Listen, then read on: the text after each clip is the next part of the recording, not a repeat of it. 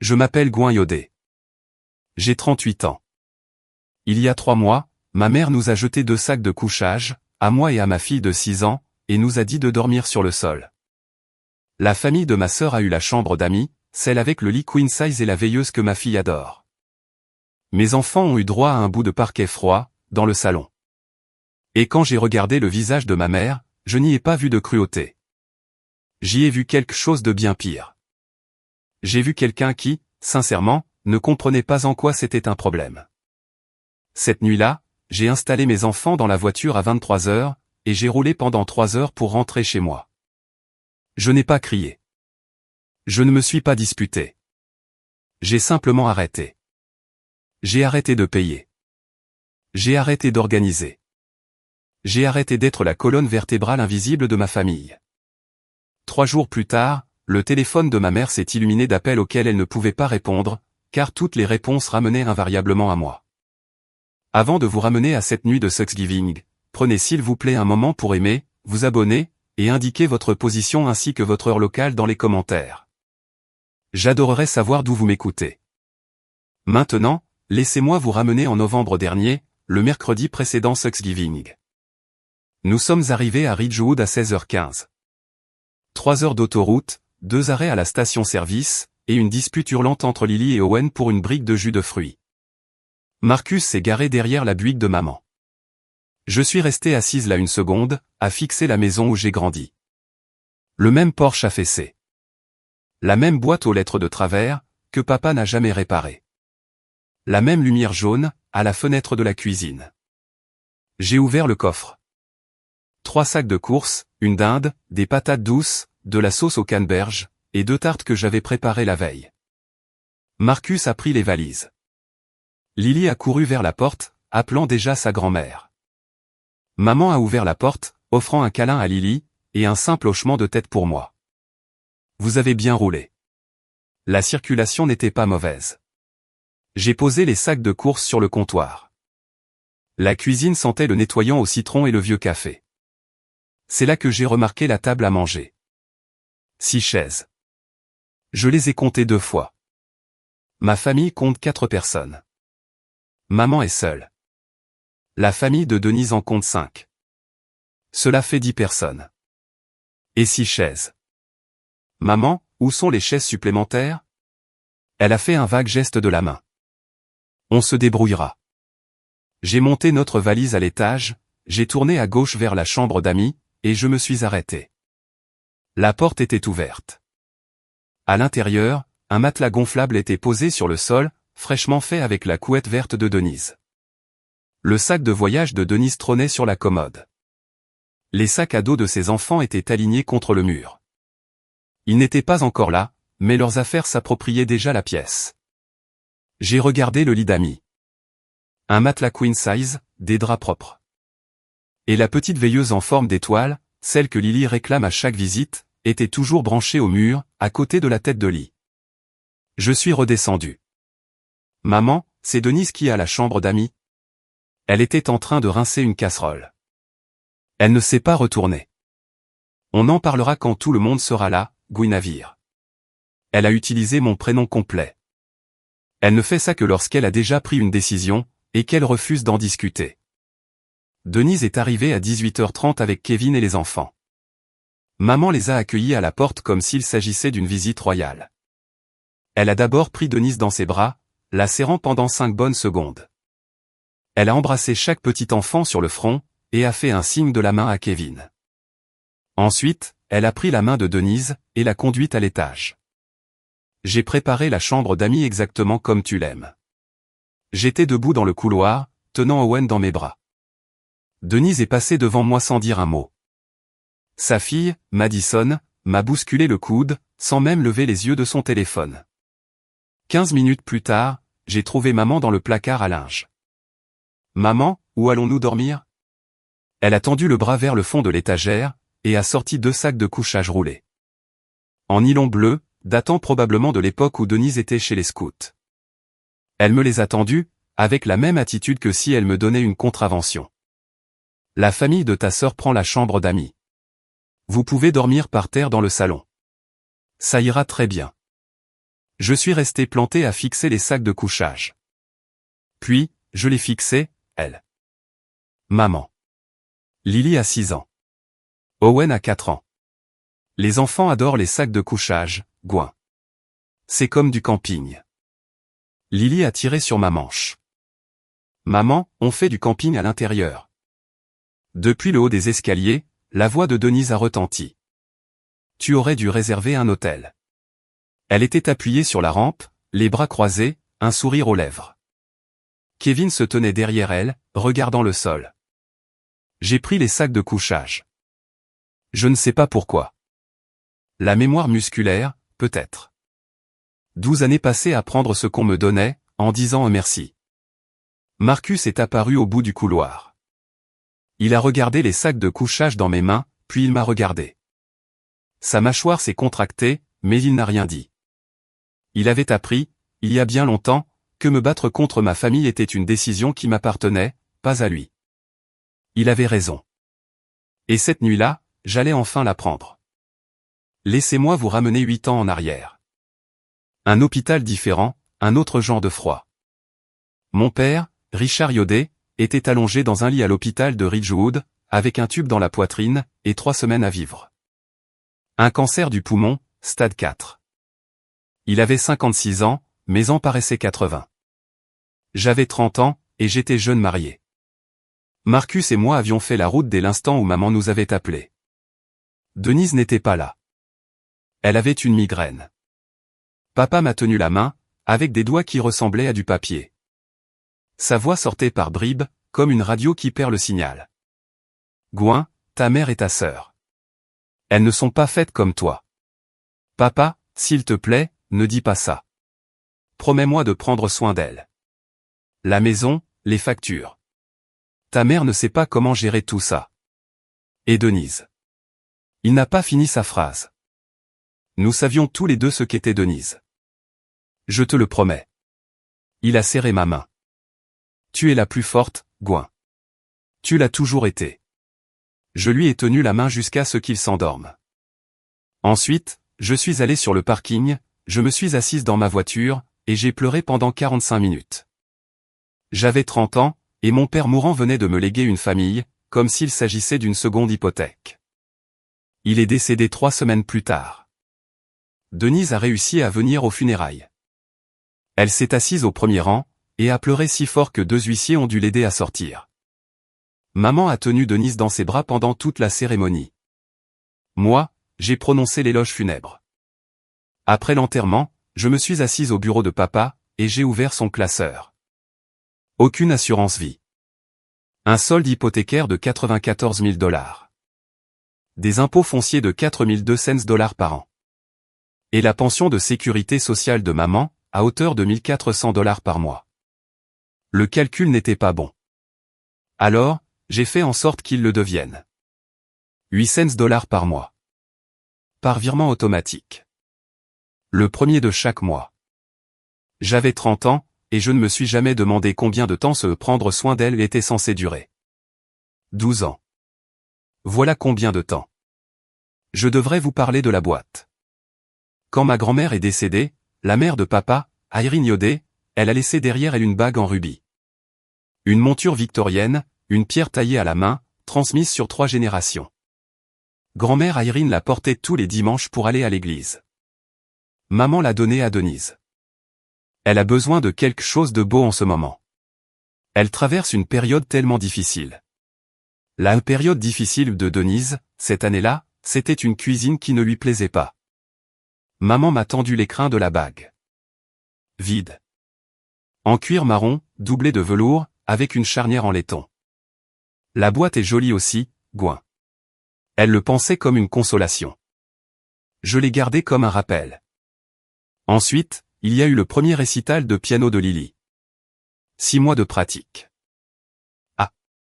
Vous direz-je, maman, avec 3 fausses notes, et le plus grand sourire que vous ayez jamais vu. Maman avait promis qu'elle serait là. Le matin même, Denise ne peut pas conduire de nuit, et Madison a besoin de chaussures pour le bal du lycée. Je dois l'emmener. On se rattrapera à la prochaine représentation, ma chérie. Il n'y a pas eu de prochaine fois. Lily a arrêté le piano 2 mois plus tard. Chaque Noël, je cuisinais, je nettoyais, je décorais, et j'achetais des cadeaux pour tout le monde, y compris pour les enfants de Denise.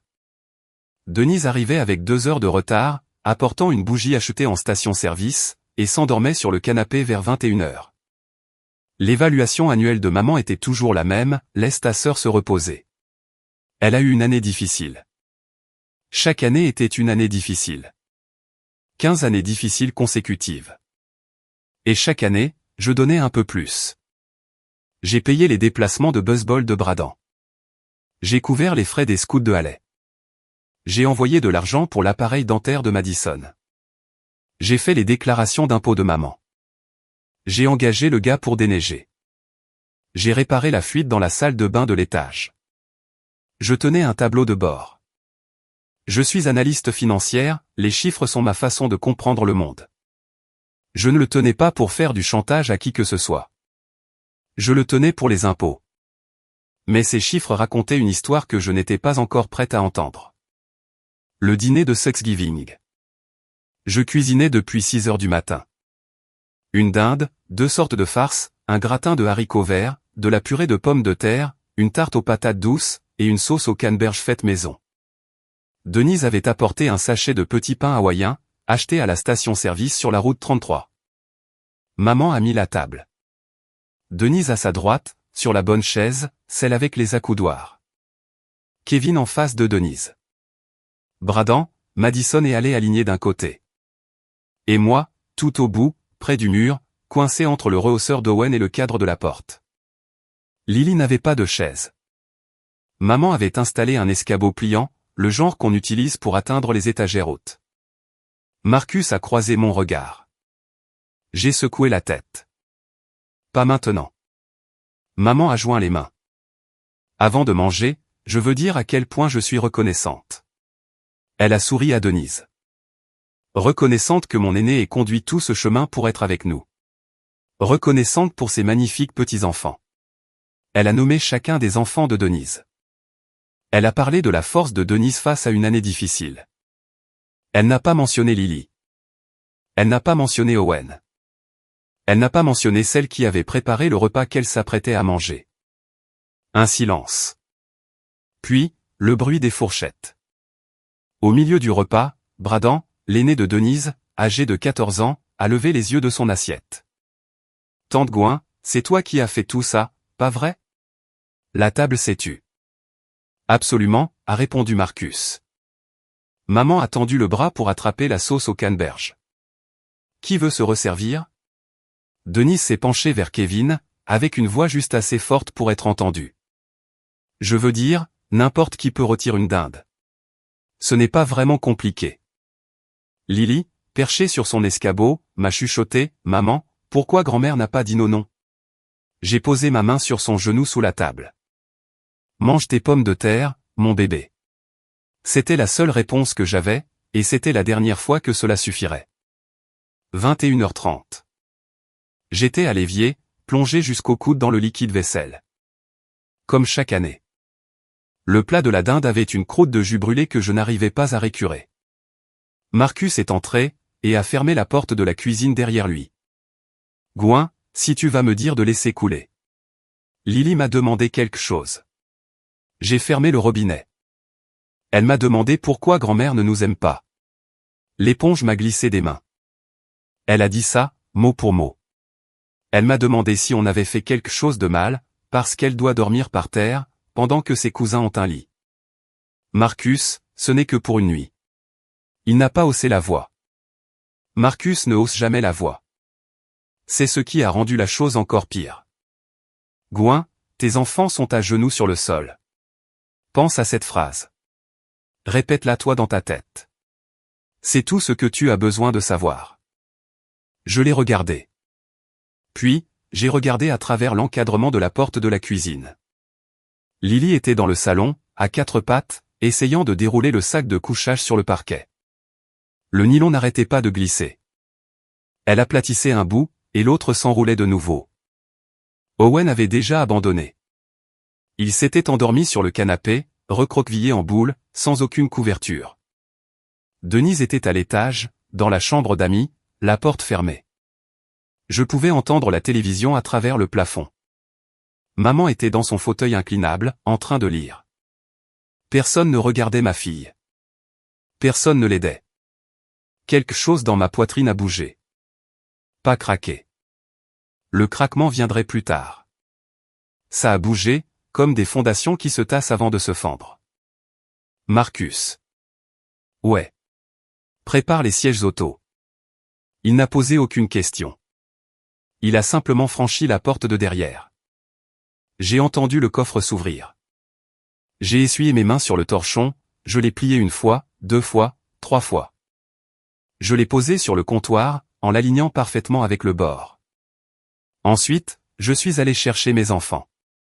J'ai bougé en silence à l'étage. Valise fermée, trousse de toilette jetée dans le sac, le lapin en peluche de Lily, la couverture d'Owen. Tout a été fait en 2 minutes.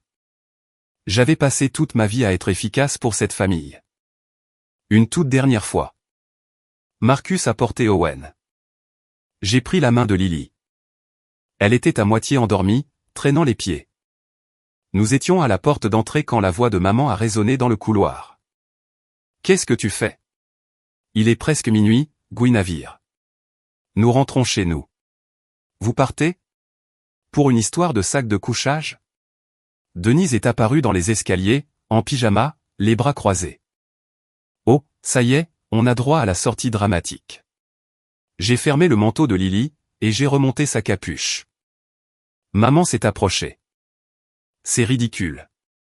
Tu réagis de façon totalement disproportionnée. Je l'ai regardée, avec un calme absolu et lucide. Et j'ai dit quelque chose que je retenais depuis 8 ans. Maman, la dernière fois que tu m'as demandé comment j'allais. Pas ce que je pouvais faire pour toi, mais comment j'allais. C'était aux funérailles de papa, il y a 8 ans.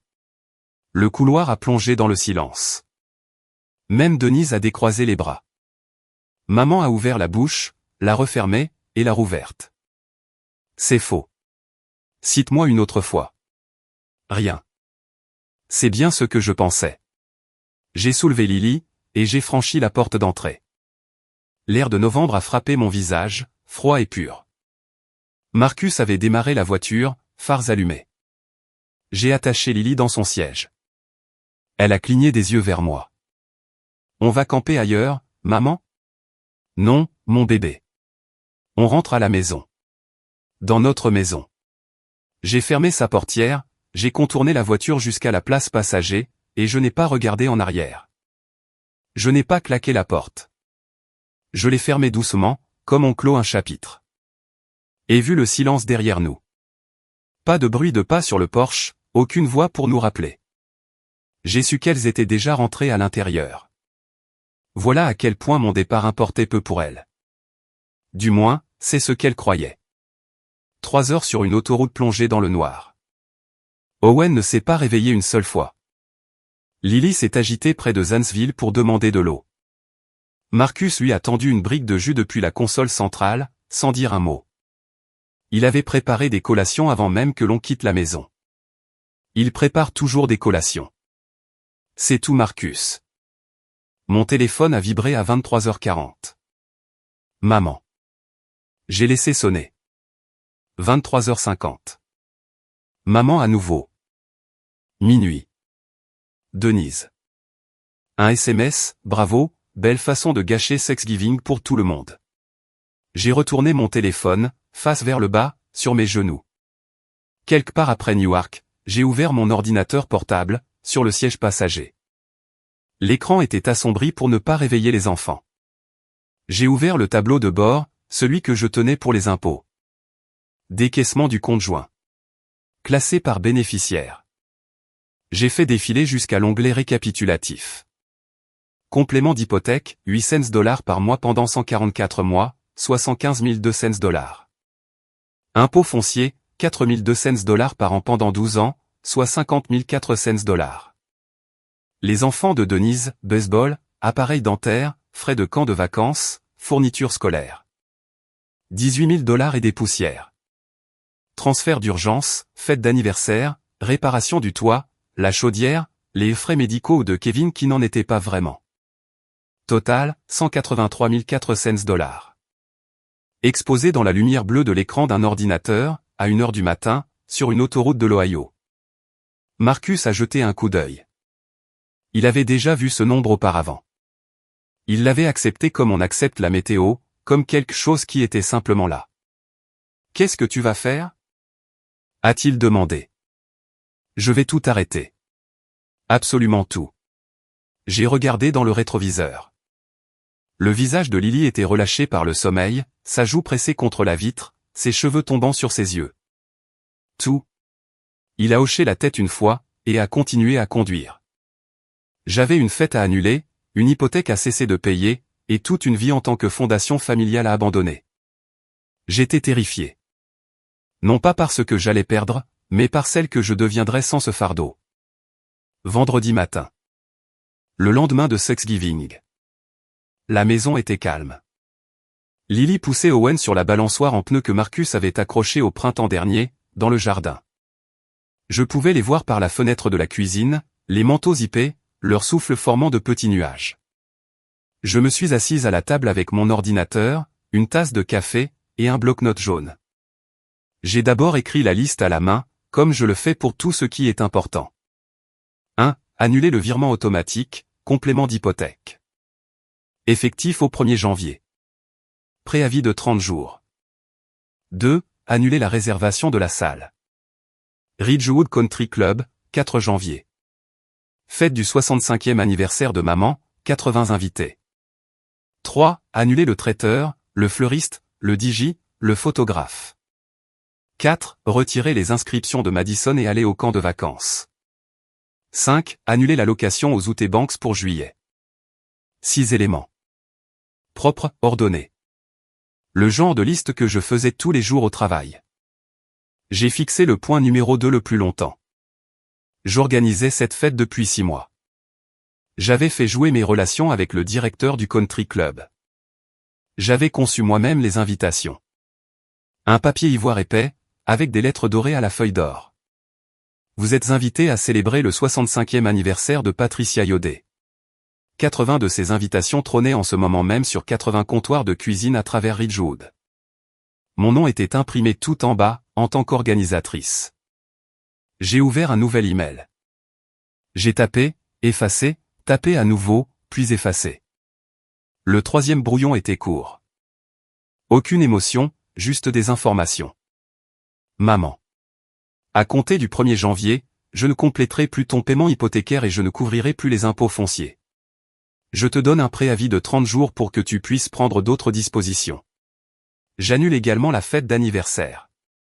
La salle te contactera directement. Gouin. Marcus est entré avec 2 tasses. Il en a posé une à côté de moi. Ça va? Non, mais ça ira. Elle a embrassé le sommet de ma tête, et est retournée dehors. J'ai sauvegardé l'email dans les brouillons. Je n'étais pas encore prête à l'envoyer. Mais j'étais prête à arrêter de faire semblant. 14 ans plus tôt. Le mariage de Denise. J'avais 24 ans, j'étais demoiselle d'honneur, debout dans les toilettes d'une église, en train de faire l'ourlet de la robe de Denise avec des épingles à nourrice, parce qu'elle avait pris du poids et refusé de faire des retouches. C'est ton travail de réparer ça, Gouin. C'est ce que font les demoiselles d'honneur. J'avais payé pour les robes des demoiselles d'honneur, les 4. Denise avait choisi de la soie, à 400 $ l'unité.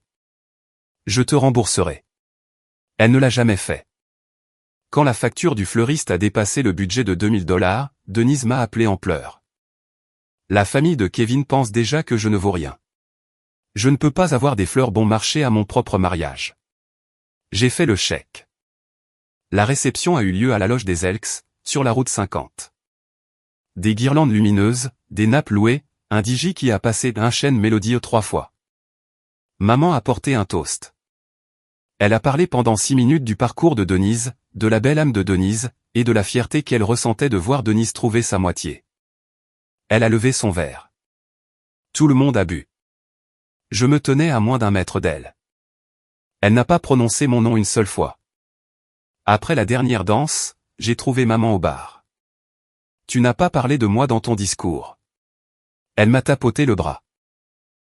Chérie, c'était la journée de Denise. Ne ramène pas tout à toi. J'avais 24 ans. Je l'ai cru. Je pensais que l'amour se méritait en étant silencieuse, utile, et en ne demandant rien en retour.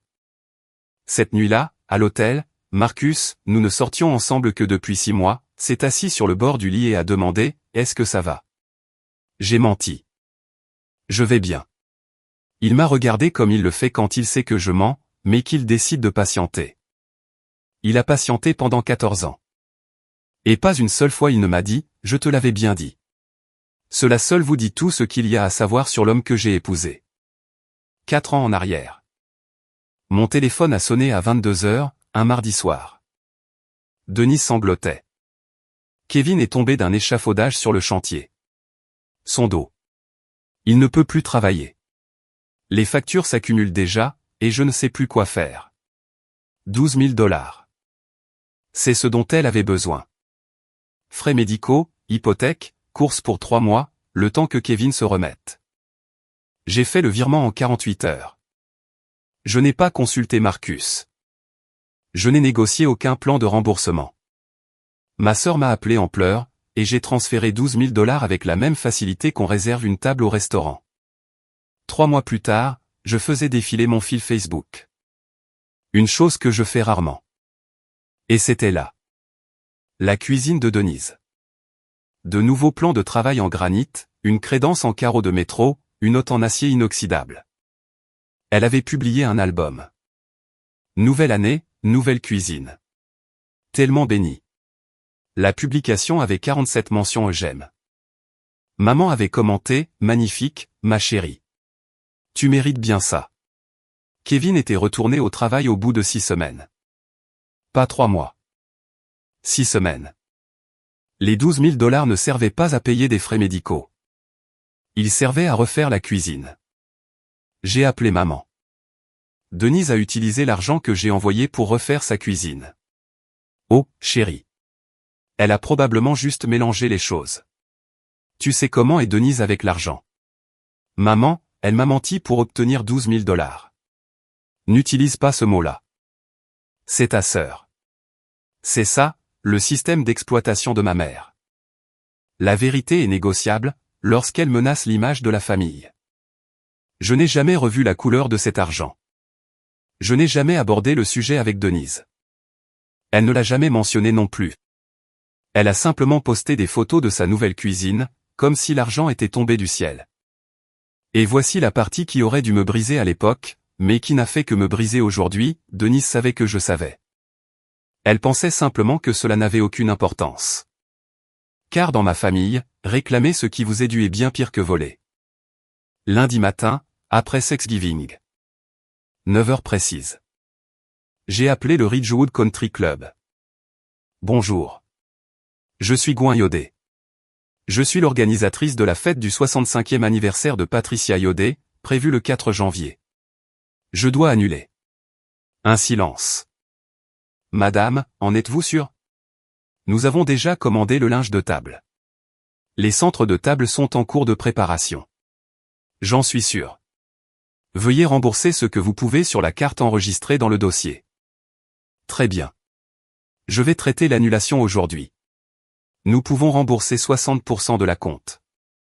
Le reste est non remboursable, conformément au contrat. Je comprends. Appel suivant. Le traiteur. 6 500 $. Envolé. Puis le fleuriste. 2200. Le DJ. 8 cents. Le photographe. 5 cents. Chaque appel a duré moins de 5 minutes. À chaque appel, ma voix devenait de plus en plus ferme. L'appel le plus difficile a été pour la pâtisserie. J'avais commandé un gâteau à la vanille de 3 étages, avec de la crème au beurre et des pivoines en sucre. La fleur préférée de maman. La femme au comptoir me connaissait par mon prénom. Gwen, ma chérie, est-ce que tout va bien? Changement de programme. Je dois annuler le gâteau pour le 4 janvier. Oh non, ta maman va être tellement déçue. Je sais. 80 invitations. Lettres dorées sur fond ivoire. Mon nom tout en bas. Organisées par Gouin Yodé. Elles étaient déjà sur les réfrigérateurs, les panneaux d'affichage, les rebords de cheminée à travers tout Ridgewood. Les gens avaient acheté des tenues, libéré leur emploi du temps. Et le coordinateur de la salle. J'ai demandé une dernière chose avant de raccrocher. Quand vous enverrez la confirmation d'annulation, pouvez-vous l'envoyer par email à ma mère, Patricia Yodé? Il vaut mieux qu'elle l'apprenne de vous. Oh, nous l'envoyons généralement au titulaire de la carte. Envoyez-la aux deux. J'ai raccroché et je suis resté assise là, un long moment. Les invitations étaient comme des petits cailloux du Petit Pousset, 80 d'entre eux. Et absolument tous ramenaient à moi. Cet après-midi-là, je me suis connecté à mon compte bancaire et j'ai ouvert les virements récurrents. Il était là. $800, le premier de chaque mois, vers la First Federal Savings. Compte hypothécaire se terminant par 4471. Emprunteur, Patricia Yodé. Payeur supplémentaire, Gouin Yodé. 144 transferts, sur 12 ans. Je l'avais mis en place 2 semaines après les funérailles de papa, et je n'avais jamais manqué un seul paiement. Pas une seule fois. Pas à la naissance de Lily. Pas lorsqu'Owen a passé une semaine en soins intensifs néonatales. Pas lorsque Marcus était entre 2 contrats, et que nous avons mangé du riz et des légumes surgelés pendant un mois. J'ai cliqué sur « Annuler le virement récurrent ». Effectif au 1er janvier.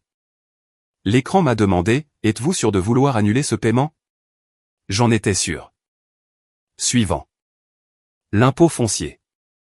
Je le payais annuellement, $4200, envoyé directement au trésorier du comté de Meg. J'ai sorti l'enveloppe préadressée de mon tiroir de bureau, et je l'ai jetée dans la corbeille de recyclage. Ensuite, j'ai ouvert le brouillon de l'email. Je l'ai relu une dernière fois. Maman. À compter du 1er janvier, je ne compléterai plus ton paiement hypothécaire et je ne couvrirai plus les impôts fonciers.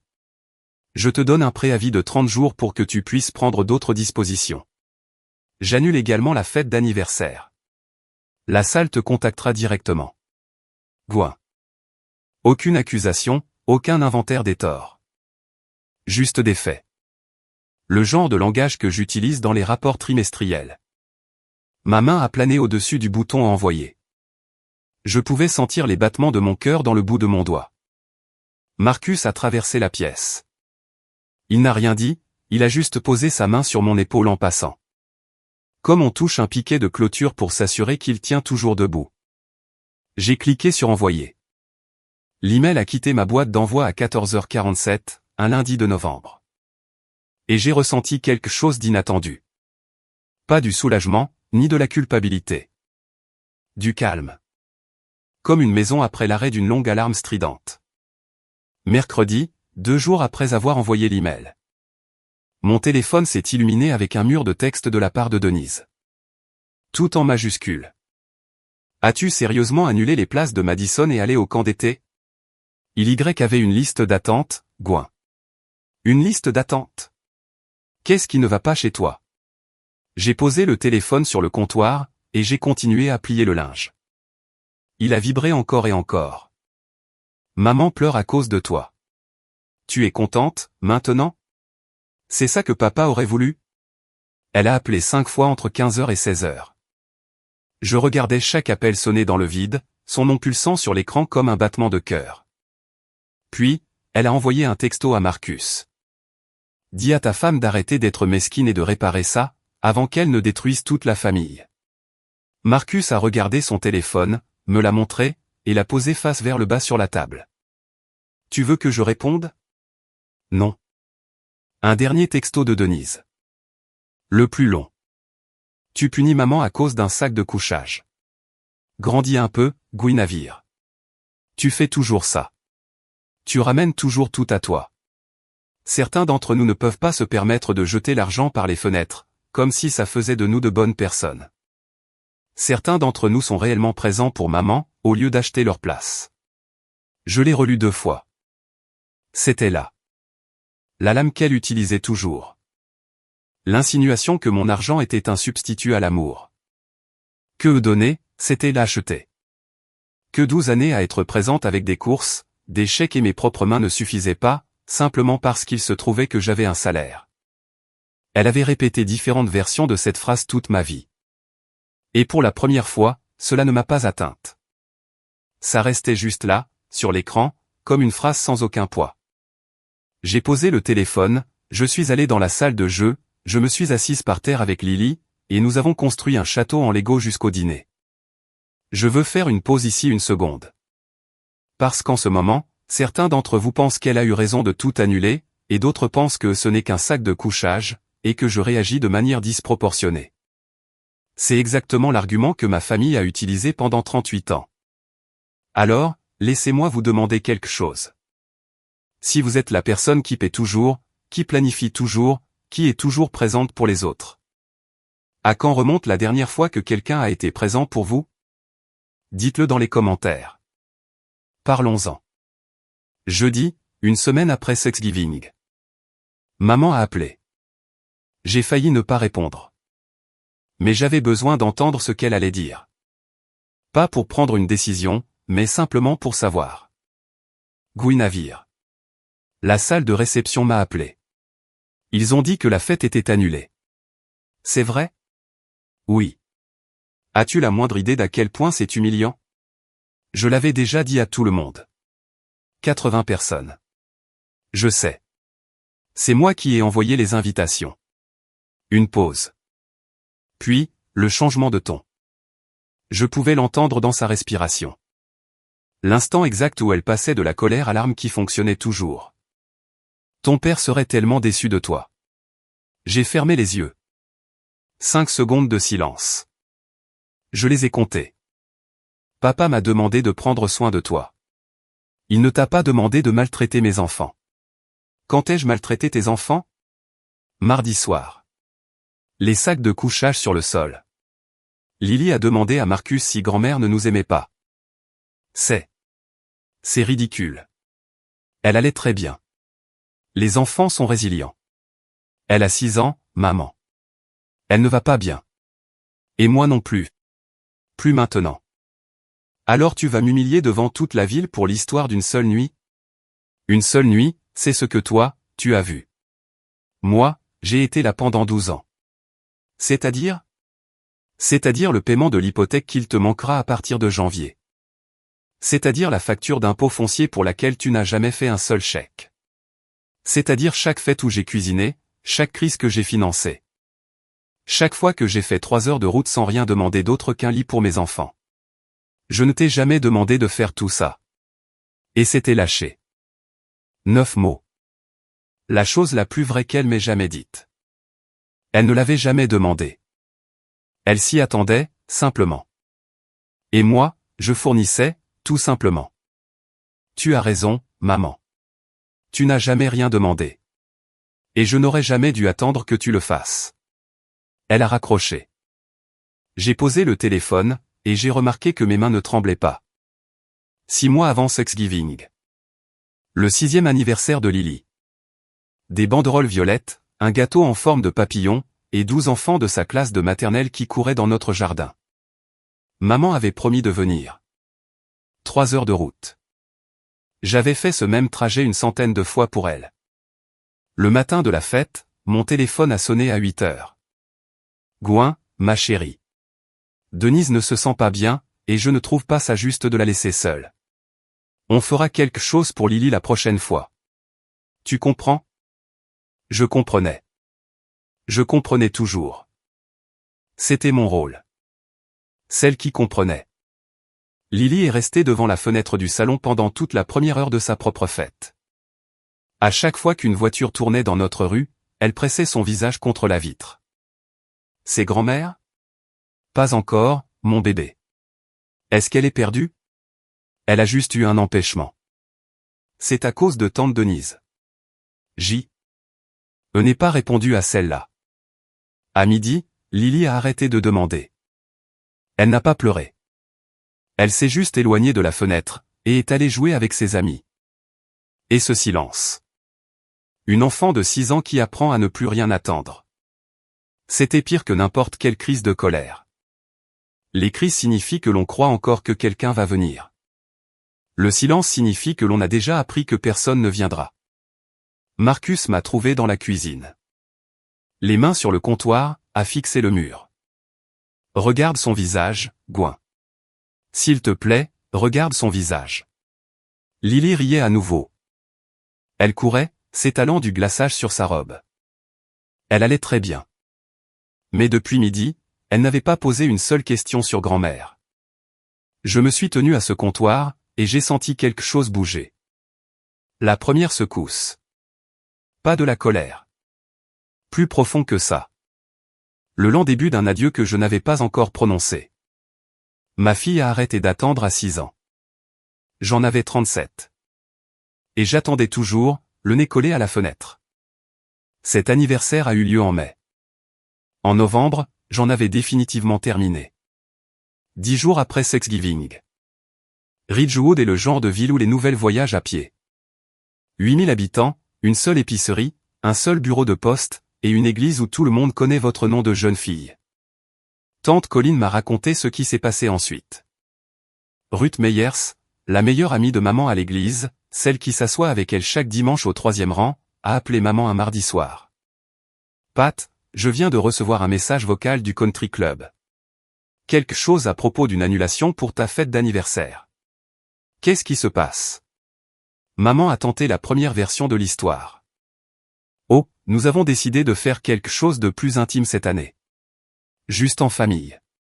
Plus intime? Pat, j'ai reçu une invitation sur papier Bristol doré. Tu as invité 80 personnes. L'appel suivant, Nancy Walsh, de l'étude biblique de maman. La même question. Maman a ajusté son histoire. Gouin a eu un conflit d'emploi du temps avec son travail. Puis ce fut Deborah Clemens. Puis Sandy Price. Puis 2 femmes du club de jardinage. À chaque fois, l'histoire changeait, conflit d'emploi du temps, problème de budget, décision familiale. Mais voici le problème avec 80 invitations, elles ne disparaissent pas. Elles sont sur les réfrigérateurs, épinglées sur les tableaux en liège, posées sur les rebords de fenêtres des cuisines. Et sur chacune d'entre elles, on peut lire « Organisé par Guinavir-Yodé » en lettres d'or, tout en bas. Les gens ne se sont pas contentés de s'interroger sur la fête. Ils se sont interrogés sur l'organisatrice. Madame Henderson, notre voisine depuis 30 ans. Celle qui nous apportait des petits plats quand papa était malade.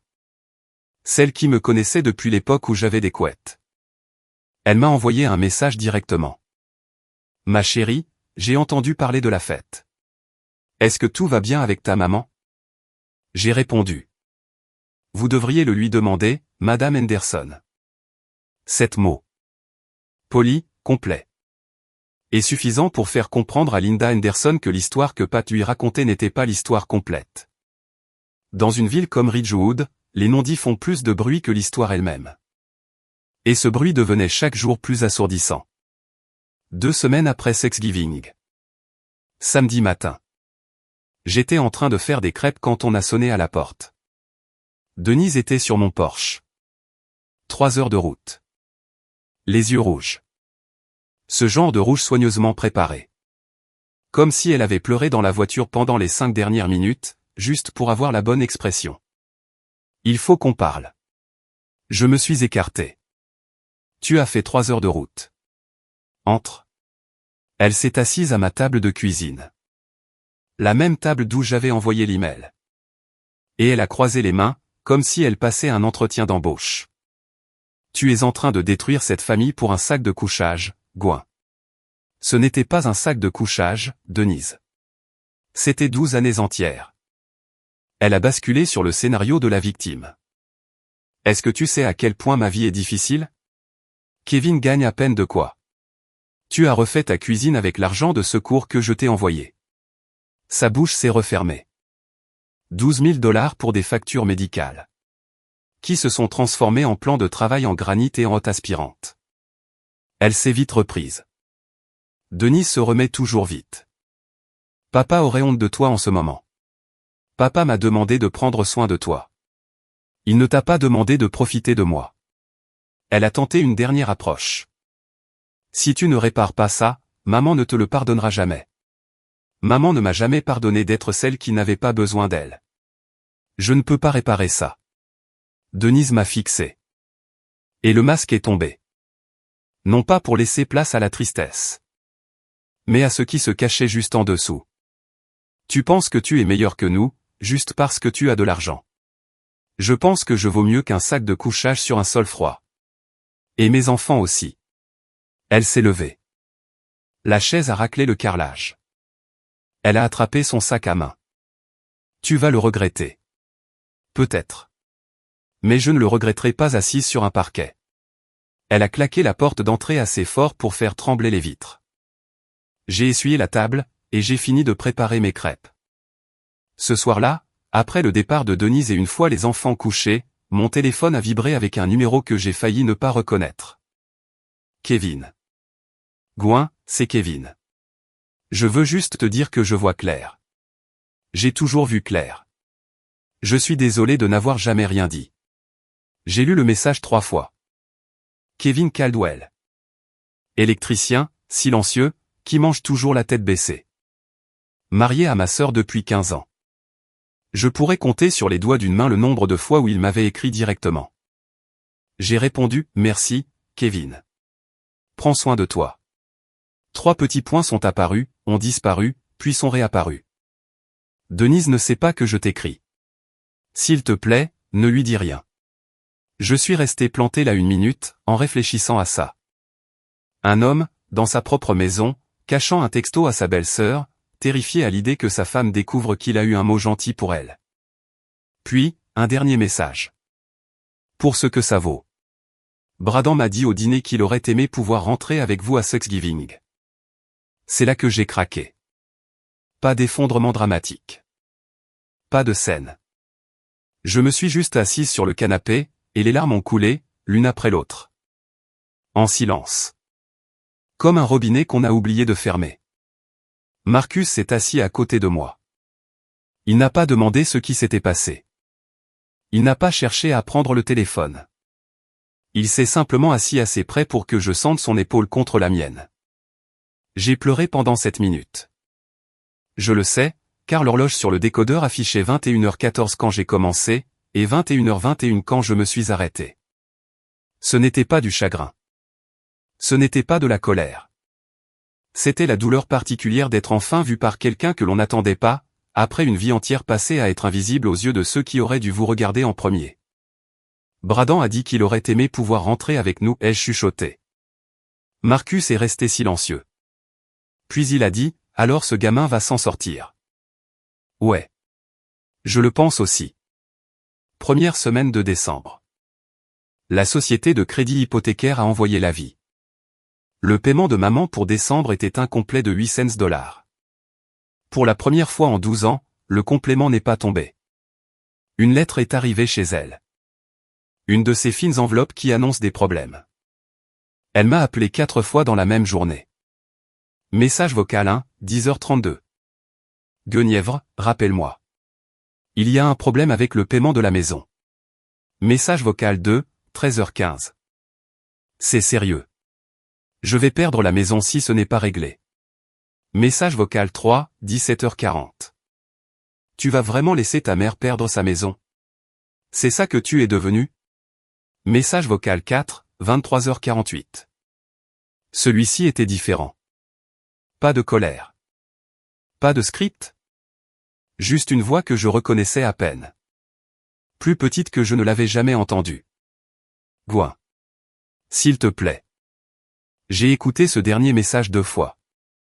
Assise sur le bord de mon lit. Marcus endormi. La maison plongée dans l'obscurité. Ce seul mot, s'il te plaît, appuyait sur quelque chose d'ancien et de profond en moi. Mais ensuite, j'ai vu la réalité en face. Ces 3 premiers messages concernaient l'argent. La maison, la facture, sa réputation, son confort. Le 4e disait le s'il te plaît. En 12 ans, c'était la première fois qu'elle me le disait. Et c'était à propos d'un paiement. Pas à propos de Lily dormant sur le sol. Pas à propos de l'anniversaire qu'elle ne m'avait jamais demandé d'organiser. Pas à propos de moi. C'était à propos de 800 $. J'ai reposé le téléphone et j'ai appelé tante Colline. Elle a décroché à la première sonnerie. Je me demandais quand tu allais m'appeler, a-t-elle dit. Maman t'a parlé? Oh, Chérie, elle a parlé à tout le monde. D'ici dimanche, elle ira parler au Seigneur lui-même. Malgré tout ça, j'ai failli sourire. Colline, est-ce que j'ai tort? Elle est restée silencieuse pendant exactement 2 secondes. Tu as 12 ans de retard. C'est la seule chose pour laquelle tu as tort. Colline Brennan est la petite sœur de ma mère, de 3 ans sa cadette. Elle vit à Dayton, elle est prof d'anglais au lycée, elle boit son café noir, et elle n'a jamais raconté un seul mensonge de complaisance de sa vie. En grandissant, c'était la tante qui me glissait des livres en douce en me disant « Lis ça. N'en parle pas à ta mère. » Elle m'a raconté ce qui s'était passé quand maman l'avait appelée. Ta mère était furieuse. Elle a dit que tu avais tout annulé, que tu étais égoïste, que tu l'abandonnais. Et qu'est-ce que tu as répondu? J'ai dit, Pat, cette fille porte cette famille sur son dos depuis 12 ans, et toi, tu lui as donné un sac de couchage. Elle m'a raccroché au nez. J'ai ri. Un rire court, vide. Puis Colline a dit une chose que je n'oublierai jamais de toute ma vie. Gouin, ta mère ne favorise pas Denise parce qu'elle l'aime plus. Elle favorise Denise parce que Denise menace toujours de partir. Ta sœur maintient cette porte de sortie grande ouverte depuis 40 ans. Je ne viendrai pas pour Noël. Ne m'attends pas pour Thanksgiving. Ta mère veuve, effrayée, seule dans cette grande maison cède à chaque fois. Et toi? Tu n'as jamais menacé de partir. Pas une seule fois. Et ta mère a appris que la loyauté sans condition est la chose la plus facile au monde à exploiter. Je suis restée silencieuse. Il fallait donc que tu arrêtes d'être facile, a-t-elle ajouté. Il fallait que j'arrête d'être gratuite. Colline m'a dit une dernière chose. Ta mère va raconter aux gens que tu as annulé la fête à cause du stress au travail. Elle est en train d'éditer l'histoire. Mais voici le problème, 80 invitations ont été envoyées, avec ton nom dessus. Les gens font le calcul. Elle a aussi confirmé ce que j'avais besoin d'entendre. La pension de ta mère couvre ses dépenses de base. Elle a des économies. Elle ne perdra pas la maison. Elle devra gérer son budget, déménager dans plus petit peut-être, mais elle ne se retrouvera pas à la rue. Je ne la poussais pas d'une falaise. Je lâchais simplement la corde avec laquelle je la hissais. Mi-décembre. J'ai pris l'avion pour Indianapolis, pour une réunion de 2 jours avec un client. Le genre de rendez-vous où l'on éteint son téléphone, parce qu'une simple distraction pourrait vous coûter le contrat. Je l'ai éteint lundi matin, et je l'ai oublié jusqu'à mardi soir, à l'hôtel. Quand je l'ai rallumé, l'écran s'est rempli comme une machine à sous. 98 appels en absence. Maman, 34. Denise, 22. Des numéros de l'indicatif 740 que je ne reconnaissais pas, 19. Ruth Meyers, 4. Ami de l'église, 4 de plus. Kevin, 3. Tante Colline, 2. Cousin Eddie, 5. D'autres que je n'arrivais même pas à situer. Je me suis assise sur le lit d'hôtel, et j'ai fait défiler. Le texto de Colline est apparu en premier. Toute la ville sait que ta mère a essayé d'organiser un petit repas partage pour remplacer la fête. Personne n'est venu. Parce qu'il pensait que le grand événement était toujours maintenu pour le 4 janvier. Maintenant, tout le monde lui pose des questions auxquelles elle ne peut pas répondre. Puis le dernier message vocal de maman. Sa voix était méconnaissable. Dépouillée, fragile.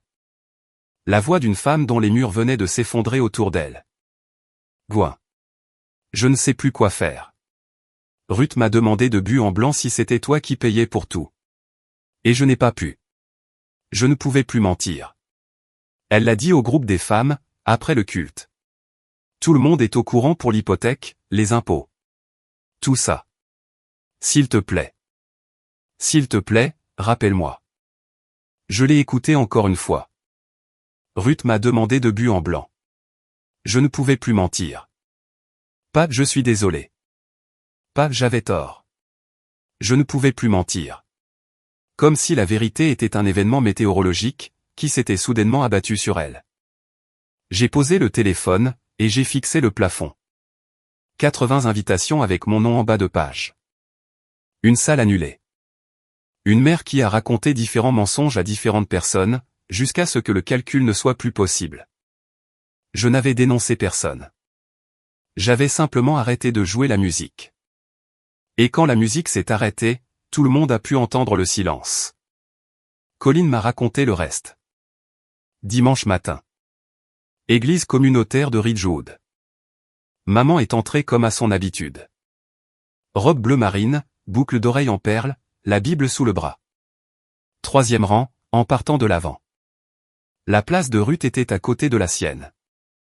Ruth a hoché la tête, sans sourire.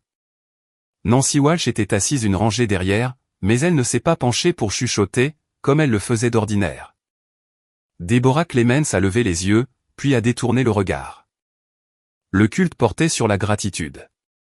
Maman est restée assise pendant tout l'office, les yeux rivés sur le recueil de cantiques.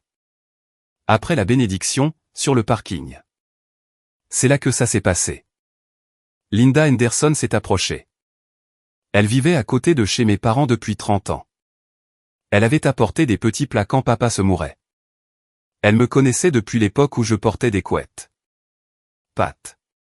J'ai parlé à Gwen. Elle m'a dit de te demander à toi.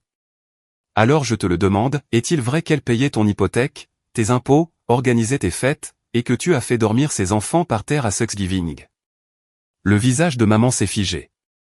Linda, ce n'est pas si simple que ça. Ça m'a l'air plutôt simple, à moi. Cette fille a conduit 3 heures, avec une voiture remplie de courses, pour cuisiner ton repas de Thanksgiving. Et toi, tu as forcé ses enfants à dormir sur le sol pour que Denise puisse avoir le lit. D'autres femmes ont ralenti près de leur voiture. Elles écoutaient, sans même chercher à s'en cacher. Maman n'a rien dit. Je te connais depuis 40 ans, Patricia. Et pas une seule fois je n'ai su que c'était ta fille qui gardait les lumières allumées. Linda est retournée à sa voiture, a fermé la porte, et est partie. Maman est restée seule sur le parking, sa Bible toujours sous le bras. Colin était garé 3 rangées plus loin, en train d'observer la scène. Elle m'a appelé cet après-midi-là. Je te raconte ça pour que tu saches que la vérité a éclaté. Tu n'as pas eu à dire un seul mot, Gwen. Tu n'en as jamais eu besoin. J'ai fermé les yeux. Je sais. Et c'est bien ça qui fait le plus mal. Le week-end précédent Noël. On sonne à la porte à midi. Maman est sur mon porche. À 3 heures de route de Ridgewood. Les cheveux tirés en arrière, pas de boucle d'oreille. Le vieux manteau en velours côtelé, celui qu'elle porte quand elle n'essaie d'impressionner personne. Pouvons-nous parler comme des adultes? Je l'ai laissé entrer. Marcus a emmené les enfants dans le jardin sans qu'on le lui demande. Nous nous sommes assises à la table de la cuisine. La même table, une guerre différente. Elle a commencé là où elle commence toujours. Toute la ville parle de moi. Je sais. C'est ça que tu voulais? M'humilier? Non. Je voulais que tu me voies. Moi, je t'ai toujours vu. Et toi, tu t'es toujours servi de moi, maman. Elle a tressailli. Tu vois mon carnet de chèques. Tu vois mon four. Tu vois ma voiture arriver remplie de courses. Mais tu ne me vois pas, moi. Tu ne me demandes jamais comment je vais. Tu ne prends jamais de nouvelles de Lily. Tu n'appelles jamais un mardi, juste pour parler. Ce n'est pas juste. Juste. Je me suis levé, je suis allé dans la chambre, et je suis revenu avec la boîte. Cuir marron, doublure en velours, charnière en laiton. Vide. Je l'ai posée sur la table, entre nous. Tu as donné la bague de grand-mère à Denise. Et tu m'as donné ça. Et tu m'as dit, la boîte est jolie aussi, Gwen. Tu as manqué le récital de Lily pour les chaussures de Madison. Tu as fait dormir mes enfants par terre. Et en 12 ans, tu ne m'as jamais dit merci. Pas une seule fois. Elle a fixé la boîte. Je ne pensais pas que tu en avais besoin, a-t-elle dit doucement, presque dans un murmure. C'est bien là le problème, maman. Tu as décidé que je n'avais besoin de rien. Et tu avais tort. Le silence s'est installé dans la cuisine. L'horloge au mur faisait tic-tac. Dehors, je pouvais entendre Lily rire sur la balançoire. Maman a tendu la main vers la boîte. Elle l'a retournée dans ses mains, passant son pouce sur la charnière. J'ai donné la bague à Denise parce qu'elle avait besoin de quelque chose. Toi, tu as toujours tout maîtrisé. Avoir l'air de tout maîtriser, ce n'est pas la même chose que de tout avoir. Elle tenait la boîte comme si elle pesait lourd, maintenant. Comme si elle comprenait enfin ce qu'elle avait toujours signifié. Je l'ai gardée pendant 8 ans, lui ai-je dit. Pas parce que je voulais la bague. Mais parce que cette boîte est la chose la plus honnête que tu m'aies jamais donnée. Vide. Et tu as pensé que c'était suffisant. Son menton s'est mis à trembler. Pas une comédie de façade. Le vrai tremblement, celui qui précède les pleurs qu'on ne peut plus contrôler. Gouin, j'ai maintenu cette famille à bout de bras avec mes propres mains, maman. J'ai payé ton hypothèque. J'ai payé tes impôts. J'ai cuisiné pour chaque fête. J'ai financé chaque urgence. J'ai planifié ta fête d'anniversaire. 6 mois, 80 invités, 30 000 $. Et le seul merci que j'ai eu en retour, c'est un sac de couchage sur un sol glacé, pendant que Denise riait depuis les escaliers. Elle pleurait, maintenant. De vraies larmes, les épaules secouées par les sanglots. Aucun son d'abord. Puis, une inspiration saccadée, qui a brisé le silence en deux. Je n'ai pas bougé pour la réconforter. Pas cette fois. J'avais passé 12 ans à absorber la douleur des autres. Cette douleur-là, c'était la sienne, et elle devait la traverser seule. Qu'est-ce que je dois faire, a-t-elle demandé, la voix brisée. Commence par regarder Lily de la même manière que tu regardes Madison. Commence par là. Elle a essuyé ses yeux de ses 2 mains. Elle m'a regardé. M'a vraiment regardé. Peut-être pour la première fois depuis une décennie. Je t'aime, maman. Je t'ai toujours aimé. Mais je ne peux pas continuer à m'immoler par le feu pour te tenir chaud. Ce n'est pas ça l'amour. C'est juste de la destruction. Elle a hoché la tête. Elle n'a pas argumenté. Elle n'a pas détourné la conversation. Elle a simplement hoché la tête. Quelque chose a basculé dans la pièce. Pas un pardon. Ce n'est pas quelque chose qu'on accorde comme ça, dans une cuisine, un samedi après-midi. Mais une reconnaissance. Une fissure dans le mur qu'elle avait bâti, assez large pour laisser passer la lumière. La boîte vide trônait entre nous, toujours vide. Mais le silence autour d'elle avait changé. Elle s'est levée lentement, comme si son corps avait vieilli au cours de la dernière heure. Je dois rentrer chez moi. J'ai besoin de réfléchir. Je l'ai accompagnée jusqu'à la porte. Elle a enfilé son manteau, l'a boutonné de travers, puis a corrigé. Sur le seuil, elle s'est arrêtée, et s'est retournée. Gouin. Les sacs de couchage. Je savais que j'avais tort quand je l'ai fait. Je me suis juste dit que tu t'en sortirais, parce que tu t'en sors toujours. Je sais. Maman. Je ne sais pas comment réparer ça. Tu peux commencer par ne pas demander à Denise ce qu'elle en pense. Une lueur a passé dans ses yeux. De la surprise, peut-être, de voir que je la connaissais aussi bien. Puis elle a hoché la tête. Pas de câlin. Pas de « je t'aime ». Pas de réconciliation théâtrale sur le porche. Elle a simplement marché jusqu'à sa voiture, est montée, et est restée assise là une bonne minute avant de tourner la clé de contact. Je l'ai regardée s'éloigner. Les feux arrière s'estompant dans notre rue. À gauche au panneau stop, puis disparu. Marcus est entré par la porte de derrière. Il s'est tenu derrière moi, une main sur mon épaule. Ai-je été trop dur? Tu as été beaucoup trop douce pendant 12 ans. Je me suis blotti contre lui, et j'ai fermé les yeux. La voix de Lily, depuis le couloir, maman. C'était grand-mère? Est-ce qu'elle vient pour Noël? Je me suis retourné, je m'accroupis à sa hauteur, et je lui ai écarté les cheveux du front. Je ne sais pas encore, mon bébé. Mais peu importe où nous serons à Noël, nous aurons des lits. Ça, je te le promets. Elle a souri de toutes ses dents. Est-ce que je pourrais avoir la veilleuse étoile? Tu en as déjà une. Papa te l'a achetée, tu te souviens? Ah oui. Elle a couru retourner dans sa chambre. Marcus et moi sommes restés sur le pas de la porte. L'air froid entrait, la rue était silencieuse. Maman a conduit 3 heures pour rentrer à Ridgewood, toute seule. Je ne sais pas à quoi elle a pensé pendant ce trajet. Mais je sais ce qui l'attendait en arrivant chez elle. Une chambre d'amis vide, et l'écho d'une question à laquelle elle ne pouvait pas répondre. La semaine précédant Noël, le deuxième domino est tombé. Mais celui-là n'était pas de mon fait. Colin a appelé un jeudi soir. Kevin a dit à Denise qu'il voulait une séparation pour réfléchir. J'ai posé ma tasse de café. Kevin est allé voir ta mère d'abord, pour le lui annoncer. Il lui a dit qu'il était malheureux depuis des années, mais qu'il n'avait pas les mots. Il a dit que le fait de voir tout ça, les annulations, les sacs de couchage, la façon dont la famille t'avait traité, avait déchiré quelque chose en lui. Ce n'est pas à cause de moi. Non, ce ne l'est pas. Kevin a dit à Colin qu'il y pensait depuis l'été dernier. Il a dit, et je cite, « J'ai vu Denise traiter sa sœur comme un distributeur de billets pendant 15 ans.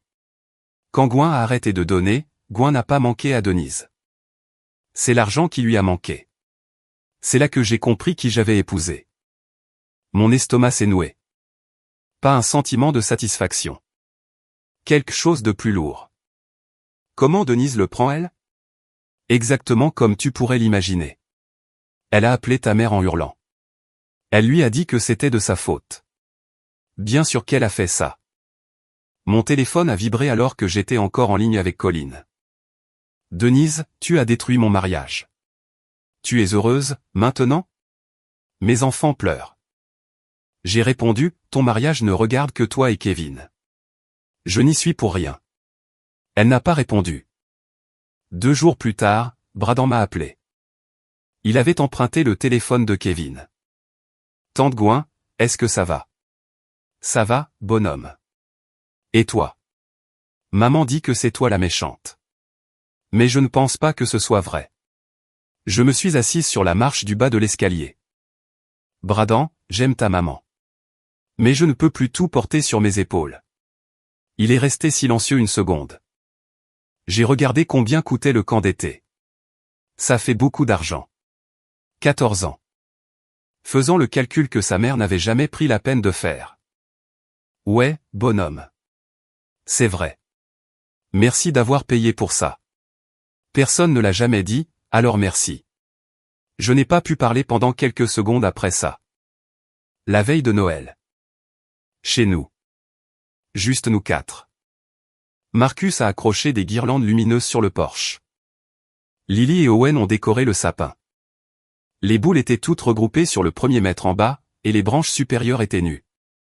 Owen a accroché sa décoration de camion de pompier préférée à l'envers, et a refusé que quiconque la remette à l'endroit. J'ai préparé un rôti de bœuf. Pas de dinde, pas 3 tartes dans un grand plat à gratin pour 12. Un rôti de bœuf, de la purée de pommes de terre, des petits pains de la boulangerie de la 5e rue, et un gâteau au chocolat industriel. Parce que Lily me l'avait demandé, et que le gâteau industriel, c'est son préféré. Nous avons mangé à notre table. 4 chaises, 4 assiettes. Pas de tabouret pliant. Après le dîner, les enfants ont ouvert un cadeau chacun. Une tradition du réveillon, que Marcus a instaurée quand Lily avait 2 ans. Lily a déchiré le papier cadeau. Une veilleuse en forme d'étoile. La même forme que celle dans la chambre d'amis de maman. Celle qu'elle aimait tant. Marcus l'avait trouvée sur Internet 2 semaines plus tôt. Elle l'a serrée contre sa poitrine. C'est mon étoile. Joyeux Noël, ma coccinelle, a dit Marcus. Owen a reçu un dinosaure en peluche. Il a immédiatement essayé de lui donner du gâteau au chocolat à manger. À 21h, les 2 enfants dormaient. Marcus et moi étions assis sur le canapé. Les lumières du sapin clignotaient. C'est calme. Le bon genre de calme. Mon téléphone a vibré. Maman, joyeux Noël, Guinevere. 3 mots. Aucune culpabilisation. Aucune demande. Juste ces 3 mots. Je l'ai fixé pendant un long moment, puis j'ai tapé « Joyeux Noël, maman ». Je l'ai envoyé. J'ai reposé le téléphone. Colin m'avait dit que maman était seule cette année. Denise était allée chez les parents de Kevin. Les conditions de Kevin. Une des clauses de la séparation. Maman s'est assise à sa table à manger, avec 6 chaises et une seule assiette. Je ne me suis pas sentie victorieuse. Je n'ai ressenti aucune soif de vengeance assouvie. J'étais triste. Mais c'était une tristesse pure. Pas le genre de tristesse qui vous ronge de l'intérieur. Le genre qui signifie que quelque chose devrait changer. Et changer les choses a toujours un prix.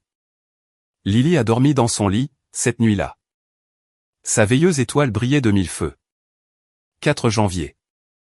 Le 65e anniversaire de maman. Dans une autre dimension, la journée aurait ressemblé à ça, la salle de banquet du Ridgewood Country Club. Des tables rondes avec des nappes ivoires. Les centres de table dorés que j'avais choisis moi-même. 80 personnes. Un gâteau à la vanille de 3 étages, avec de la crème au beurre et des pivoines en sucre. Un diaporama que j'aurais mis 40 heures à monter, avec 200 photos défilant sur du Van Morrison, et se terminant par une photo de maman et papa le jour de leur mariage. Dans notre réalité, maman était assise dans sa cuisine. Colin avait apporté un gâteau aux carottes acheté au supermarché. Ruth s'était présentée avec un bouquet de marguerites de chez l'épicier. 3 femmes, assises à une table faite pour une. Ruth a servi le thé. Tu as parlé à Gwen.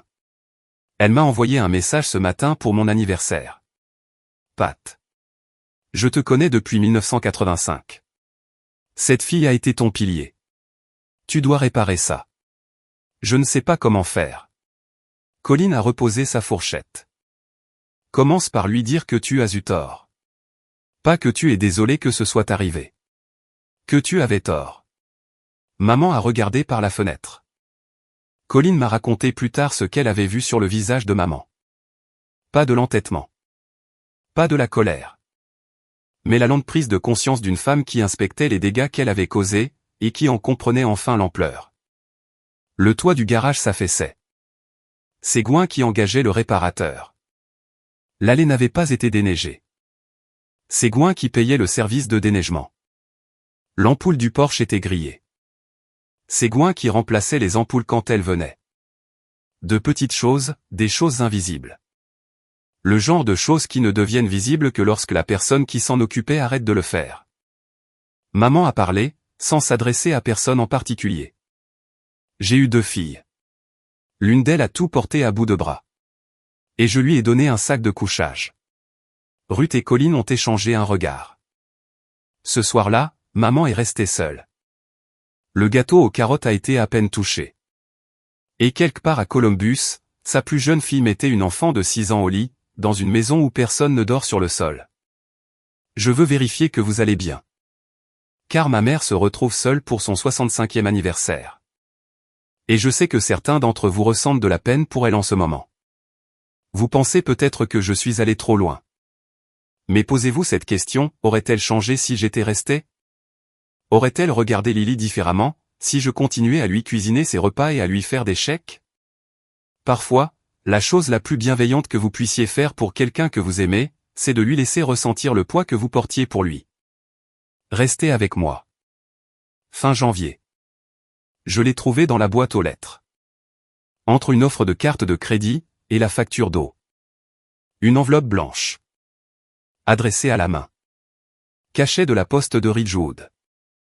L'écriture de ma mère. Penchée, tremblante. La barre des UT est tracée trop haut, comme toujours. Pas un email. Pas un texto. Une lettre papier, envoyée par la poste. Je me suis assise sur le porche, et je l'ai ouverte. 2 pages. À l'encre bleue. Bavée par endroits, là où elle avait appuyé trop fort.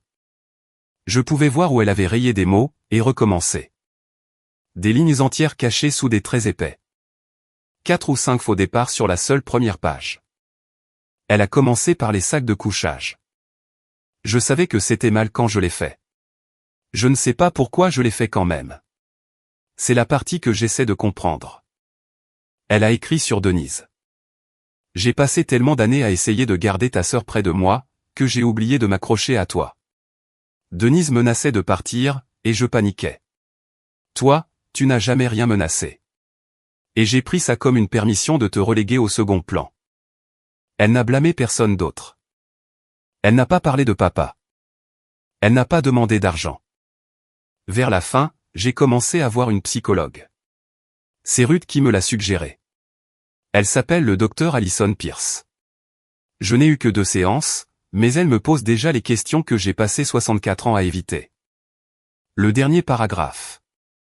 J'ai lu la lettre 3 fois. J'ai pleuré à la 2e lecture. J'ai un peu ri à la 3e. Elle avait fait une faute d'orthographe au mot au psychologue, et l'avait corrigée avec une petite flèche. Marcus m'a rejointe sur le porche.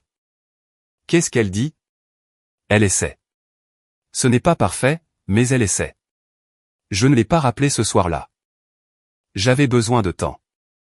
Et pour la première fois, je me suis autorisé à le prendre. 2 semaines après la lettre. J'ai envoyé un SMS à maman, un mardi soir. Lily veut te montrer son nouveau dessin. Es-tu libre pour un appel vidéo? Sa réponse est arrivée en 9 secondes. Oui, n'importe quand. Nous l'avons appelé à 19h. Lily tenait le téléphone comme le font les enfants de 6 ans. Trop près. Seulement la moitié de son visage visible, et la caméra pointant vers le plafond toutes les 3 secondes. Grand-mère, regarde. Elle a montré un dessin. Fait au crayon, sur du papier imprimante. Une maison avec 2 fenêtres et un toit en triangle. 5 bonhommes allumettes debout devant. Un grand avec des cheveux bruns, moi. Un encore plus grand, Marcus. 2 tout petits, elle et Owen. Et un autre, avec des cheveux gris bouclés, et une robe violette. C'est toi, grand-mère. C'est toi, juste à côté de moi. La voix de maman a traversé le téléphone, brisé. Où est-ce que je suis, Lily? À côté de moi. Parce que je te veux à côté de moi. Un silence. Puis une inspiration, qui semblait venir de très, très loin. Je veux ça aussi, ma chérie. Je veux ça aussi. Elles ont parlé pendant 12 minutes supplémentaires. Lily lui a montré la veilleuse. Owen a brandi son dinosaure et a rugi dans la caméra. Maman a ri. Un vrai rire. Rouillé, mais vrai. Après l'appel, l'écran est devenu noir. Je suis restée assise à le regarder. Marcus m'a interpellé depuis la cuisine. C'est un progrès. C'est un progrès. Ce n'était pas la ligne d'arrivée. Mais c'était un progrès.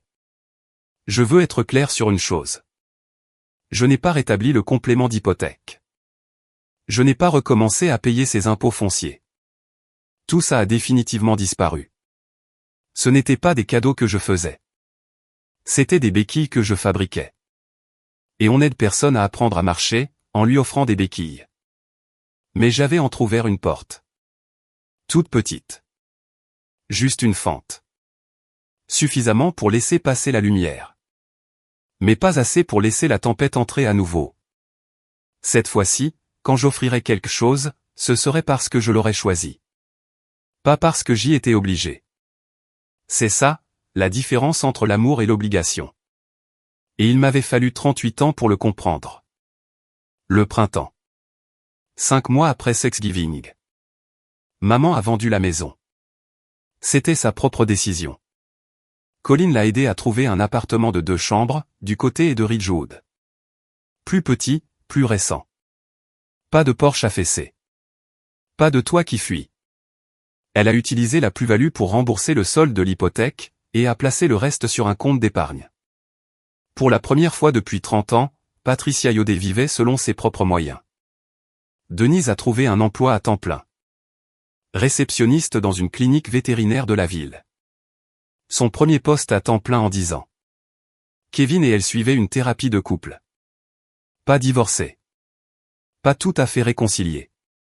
Quelque part dans cet entre-deux incertain, où les gens essaient de voir s'ils se reconnaissent encore.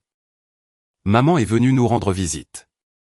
Sa première fois chez nous depuis la confrontation. Elle a conduit 3 heures, comme à son habitude. Mais cette fois-ci, elle a apporté 2 choses. Une veilleuse pour la chambre de Lily. De la même forme que l'étoile, mais d'une couleur différente. Bleu, cette fois-ci. Elle l'avait choisi elle-même.